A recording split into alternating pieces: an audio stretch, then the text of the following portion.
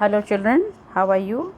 Hope you all are taking care of yourself and studying also. Children, in your last geography class, I have explained you non-conventional type of energy. In that, I have explained you till nuclear energy. Today, I will start with just to refresh the class again by telling you the distribution and advantages of nuclear energy.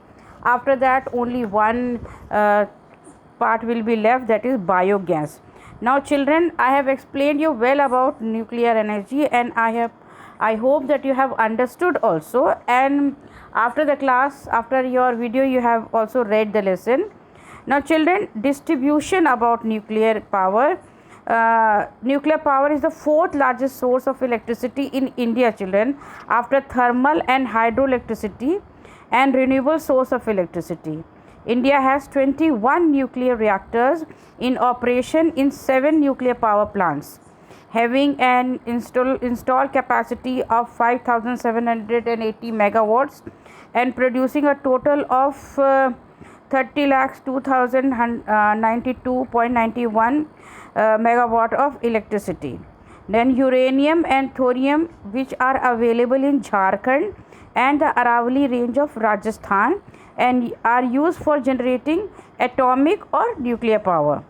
The Monazite sands of Kerala are rich in thorium. India has a flourishing and ingenious nuclear power program and aims to supply 23% of electricity from nuclear power by 2050.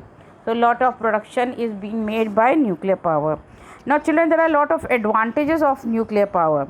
Now, children, the first one and the most important is that the nuclear energy reduces the amount of energy generated from fossil fuel, that is coal and oil, and therefore reduces the use of fossil fuel and lower greenhouse gas emission. Now you know very well greenhouse, that no need of explanation, and how that is harmful to us.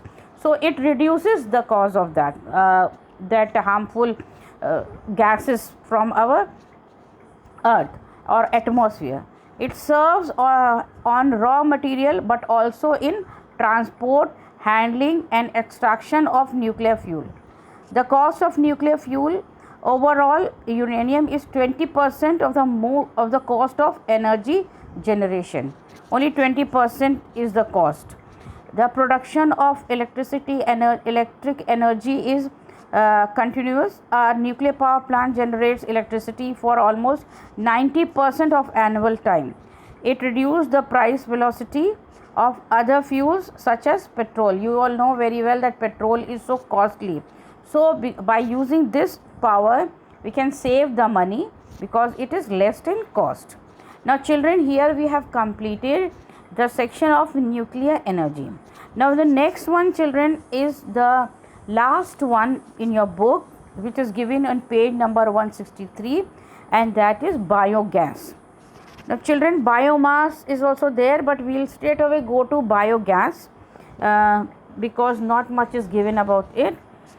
You can see in the slide biogas energy is given here, and children, it is also very useful even in the rural area.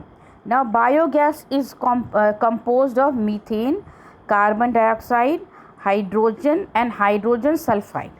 It is produced by anaerobic degradation of animal and plant waste in the presence of water. Now naturally, lot of animal waste you get, and the villages areas where animals are kept, so that is used, and lot of plant are there. So waste of plant and animals, with the help of water, this gas is made. Now children, this kind of gas means breaking down of organic matter by bacteria in the absence of oxygen. The fermentation of the waste products is carried out by bacteria, which produces hydrocarbon gas and methane and alcohol. The residue which is left behind in the tank is rich in nutrients and can be used as manure. Manure means after the gas is produced, whatever the leftover thing is can be used as manure for the agriculture purpose, which can be supplied in the field in your for agriculture purpose. The plants which use cattle dung are called gobar gas plant. The plant, here we are not talking about the plant or grass or tree. Plant means what is the system? The system of this plant where we produce biogas. That system of is where this cattle dung, waste of cattle is used. They are known as gobar gas plant. Why it is gobar? Because it is a Hindi word. The waste of these animals are known as gobar, you all know very well. So that is why this plant is known as gobar gas plant. These plants use cattle dung, have been seen in many villages. You all keep on going to the village. Many of you must have seen this plant in your village. They provide twin benefit for the farmer in the form of energy and good quantity manure. Now children, where this is the plant, you see the plant how the system works. Now they have the villagers have double benefit from this, because through it is already said, in the absence of this manure, this waste of plant and animal are kept closed in the closed circuit where supply of oxygen is absent.